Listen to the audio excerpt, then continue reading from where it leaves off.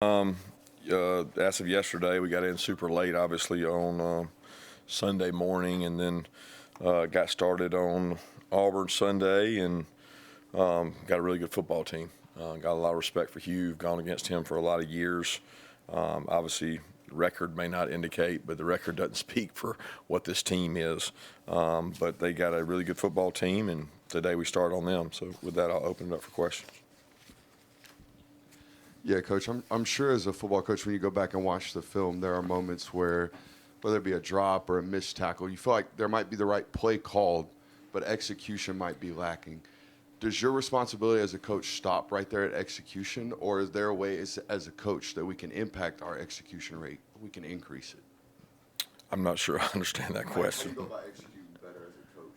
When you feel like you've called the right play, just lacking execution, how do we increase the execution? Yeah, you try to show them on tape and explain where we went wrong. You check your quality control of how much did we rep that, how much did we rep that versus that look. Did we do it enough that we can actually say they should have gotten it right? Because if you do everything once and you only get one look at it, which that's not what anybody does, that's not enough. But if you do everything 10, 20 times, you can't do as much. And so then you run out of, you get lower execution, but you get higher volume. And it's a constant balance between what you're doing and how well you execute. And plus, on defense, it's hard because you don't know what you're getting. You don't dictate the play. They dictate the play in the formation. You respond to it. So it's offense, defense, both. And there's great examples of really good execution, and there's great examples of poor execution. Probably the most amazing thing Saturday was just the fourth down execution in a desperation situation. I just wonder, with regard to the slow starts and stuff like that, with this team, does it just need to play more desperate early as opposed to what they're doing right now? I don't know. I don't have a great answer for that, Jeff. I mean, I can't sit here and say they need to play desperate. I think that's not a good choice of words to play desperate. I think they need to play aggressive and play loose, but I don't want to ever be playing in desperation. But there was good execution. There was some good execution on third down. There was some poor execution on third down. Some of third down was knowing you have fourth down, which is not really the case in every game. That was a very different game to evaluate from a standpoint of the second half, because everything was very different than maybe a start of a game. It's hard to even evaluate because of that, because you had to throw the ball, you had to catch up. But certainly proud of the resiliency they showed to do it. But just as proud of same of that, I'm disappointed at the start of it, But like I said, we got to go get ready for Auburn, who's a really, really good football team. Yeah, to follow up on that a little bit, last year y'all converted third downs at almost 55%. This year it's at 33%. When you've looked at the tape through these first four games, is there any common threads that you've seen as far as issues? Is it teams defending y'all better? Just what are your thoughts on the offensive third down so far? A little bit lack of execution, little bit. Well, let me go back. The reason we were number one in the country in third downs last year is because we had very short distances. So we did something right on first and second down. And when we did have third downs, they were third down minimals because we converted a ton of plays on first and second down last year. So when you start backing it up on third down, it doesn't take a PhD to realize you're not going to be as good. So the inevitable question from the media is, why are you down on third down? Because they're longer. Why are they longer? Because you're not doing as well on first and second. And those all lead to execution. What can we do better to avoid third and longs? Because you will not be successful in third and longs. That's way more critical decision making than I can't just analyze third down. You got to analyze the whole thing. Kirby, the missed tackles were a thing against Kentucky too. How much looking at it is, you're one-on-one against a fast, slippery guy, you're not going to win that a lot. And how much of it is swarm, like not enough guys around the ball? Yeah, we grade swarm, we chart swarm, which is effort to the ball by other people. Football is played in a way now that there are a lot of one-on-one battles and throws. It's not usually in a phone booth you miss the tackle, which means A, B, C gap. You're not like in those tight areas. We usually tackle well. We don't knock back tackle well, meaning when contact's made, does he stop and go backwards, or is he falling forward for 3 and 4 yards? That's been more our MO. is falling forward, not knockback tackling, which you got to do at a better rate. But I don't think it's a swarm problem. I certainly think that we tackle at a high rate historically, and tackling as a whole is down across all of college football. But certainly for us defensively, we want to tackle better, and some of that has to do with who you're playing against. And I think a lot of them that we had the other night were pretty good players. Kirby, curious with the running backs. I guess Nate Frazier started the season strong. I don't think he got in the other day. What's behind that? I guess just and with Roderick Robinson, how far away is he from getting back to help you guys? Yeah, not sure on Rod. Nate's doing a great job. He's improving week to week. He takes a lot of pride in his performance. Like, he's a hard worker. He's very conscientious about it. Trevor's been playing really good, and Cash opened some things up for us the other night. We didn't get to play Branson near enough, but there's no explanation. He's not doing anything wrong. Really, the opportunity didn't present itself the other night because of the type game. I mean, it's very clear to see the type game it became after 3 series or 4 series. That wasn't going to be a patient, methodical game that might fit Nate more than what it turned into. Coach, right up here, you had spoke after the game. Carson there had similar comments about the high character revealed in adversity. What have you seen out of the team in these last 36 hours since that game? Well, I hadn't seen them much. I mean, to be honest with you, Sunday is their dedicated, like their day off, and so I don't get to see a lot of them. I visited with a lot of guys, and they've been in good spirits. They're excited for an opportunity to go play. They know what's at stake with Auburn. It's a huge, historic rivalry. This game has always been that way. And then, for me, when you turn the tape on and you watch their defense and their offense, outside of turnovers, got a really good football team. They've turned the ball over, and they've made that very clear that it's not – I mean, look, they got good players. They got good wideouts, quarterbacks playing better and better, and they've gone back and forth between them. But the focus for us is on them, because I know what they can do. I know what kind of coach Hugh Freeze is. I know what kind of offense they got. I know their defensive coordinator. They're going to have a good team and be ready to play. Kirby, did anything in general stick out to you from the Alabama film, just that maybe you didn't realize as it was going on, just anything in the last day and change? Yeah, some things probably did. Some things that when you sit back and watch the tape pop up, but nothing that I would want to share or anything. I mean, we got guys that we got to do a better job as coaches, got to do a better job as players, got to do a better job as an organization, but nothing that worthy of sharing.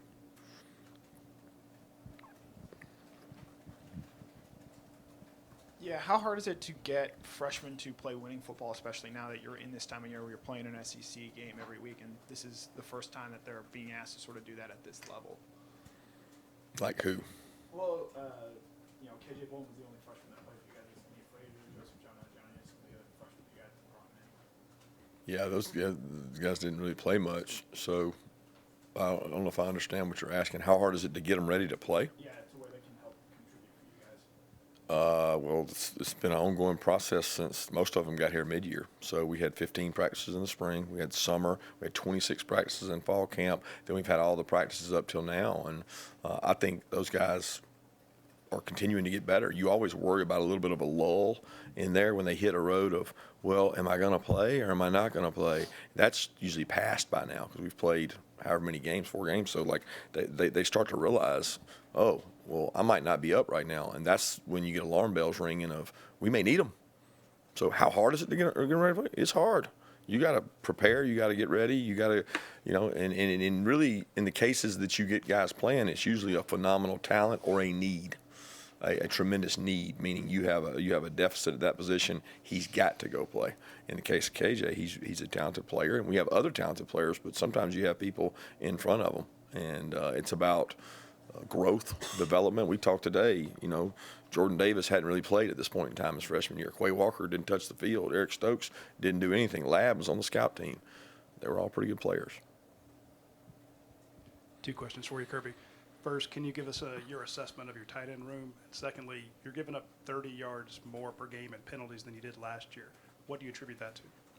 I don't know. They gave a more heightened awareness. It was one of the big things going into the season. They were going to call defensive holding at a higher rate. I don't know what those statistics indicate. I know we've had it called a few more times than we have in the past. That was not a call the other night that was really called very much, but we are higher in penalties, and there's no great explanation. But there's also not a stat that says being higher in penalties equals losses. Usually your aggressive teams that get penalized play aggressive, and sometimes that works in reverse. So I don't have a great explanation for it. Tight ends, it's different because I'm evaluating that room based on that room. I'm not evaluating that room based on last year. It's a completely different room. Certainly have made some plays and left some plays out there, and continue to grow and get better is the hope. I got a lot of confidence in those guys' ability. We got good players in our tight end room. Kirby, this team loses so rarely. Is there anything you have to do differently psychologically this week so that this loss doesn't linger and affect the next game? I don't think so. I think we have a very set routine here, and we don't make our routine based on outcomes. So whatever number of wins we've had prior to this one, we did the same thing we're going to do today. And I really believe in that process. I believe in, telling them the truth about the opponent. You tell them the strengths and weaknesses of who you're about to play, and then you coach every week the same. Kirby, another matchup with a team that's got some really good young receivers. What are your impressions of Malcolm Simmons and Cam Coleman, what they've shown? Fast, athletic, great size. I mean, they were phenomenal players coming out, and they both have special attributes in terms of ball skills, playmaking ability, speed, dynamic receivers, and those guys you want to catch them while they're young. You want to catch them when they're early in the season, not as they're getting seasoned vets of the SEC. You can see these guys growing up on tape as they make more and more plays. Yeah, is there an update on Jordan Hall, Jacoby White, and London Humphreys? Yeah, hopeful that all of them are able to play. Kirby, you talked about communication being an emphasis during the bye week. How would you assess how the offensive line did that on Saturday as well as playing without Tate? The offensive line did some really good things. I thought we challenged them to communicate better. We had better communication, especially in the front. We were able to run the ball with some success there early while it was still relative. It's hard to evaluate the offensive line in that game because of the way the game went. Now, they did some good things and some things they can do better, but it's a different evaluation because it became such a different kind of game. Kirby, I saw where Auburn leads the league in yards per completion, and obviously you mentioned Coach Freeze. Is there anything unique he does or something that kind of typifies one of his offenses? Yeah, it's the RPO game. He's hung his hat on the ability to have RPOs, and I think he's done a good job adjusting to where it's not just that. For a while, he was an RPO guy. When RPOs came out, he was ahead of the game at doing those. He's evolved. He still does those. He still has the quarterback make decisions on plays, whether to throw it or run it, because you can take advantage of defenses doing that. But he's added new wrinkles and twists that you see in the NFL, you see across college football, using motions and eye candy and sorts of things to create an advantage or create a leverage or a mismatch. So he's done a good job evolving while keeping the RPO game. The RPO game is the biggest difference. They are fully committed to being able to do and throw RPOs. When you were walking off the field against Alabama, you mentioned you needed to work on Georgia's edge containment. What did you do in the second half, and what do you need to do ahead of facing Auburn? Well, some of that scheme, some of that's player was shared. And so, improvement of, what we're calling based on where they're attacking and how we're playing it technique-wise is a combination of things you can improve on those. But, the common fan likes to talk about contain, but contain is built on the call and a lot of things outside of just keep contain. It's not that simple. There's defenses where you're built to go underneath, defenses where you're built to keep it with the secondary. Sometimes it's a corner, sometimes it's a linebacker, sometimes it's a defensive end. It's a shared responsibility that we all have to get better at. Coach Peyton Thorne did a good job against you guys last year over there. How do you evaluate his play coming into this game? Obviously, the interceptions have been up, and is that what you expect him to play at quarterback Saturday? I think the guy's a really good football player and a really good athlete. And whatever noise or criticism they get from people, I don't respond to that because I watch what's on tape. He played really well against us last year. the 3 games I've seen him play this year, he has done a tremendous job of knowing when to go with his feet and when to make throws, decision making. He's a really good quarterback that's a good athlete, which when you have that combination along with the skill players they have, it becomes hard to defend. Kirby, getting back to the offense in the first half of games this season, not just this game, what can you as a coaching staff do to, get better performance, do you think? Put together, packages of plays that sequence, making sure the players understand exactly, what the plan is, how to do them, and, each game's been different. The Clemson game was different than the Kentucky game. The Kentucky game was different than the Alabama. The Alabama game, the first play of the game, we have a great play, open up, and then we have a shot play that we think is going to work, and we don't hit it. Then we have an OPI that's rarely called, but it's called, and then you're behind the 8 ball. But it's not that it was unsuccessful. It was that hey, we had a plan to attack. Didn't hit on some of those. You got to come back the next drive and flip the field. I'm always looking at it of, did we create field position advantage if we weren't explosive? We did in the first drive. But then we didn't for a while, and there was a little bit of lack of communication. So there's a lot of things that go into that, and I think it's very clear that we got to, execute and communicate better. But I also think we have the players to do it with. I'm very confident in our offense and our offensive players. Time for one more question. Yeah, not sure if you can give us an update on this, but Mykel, after coming back to that first game, 25 snaps, where is he? How do you feel like he played on Saturday? Yeah, I was sore is all I know. I talked to him. He was sore, but don't know much more. I'll know a lot more today.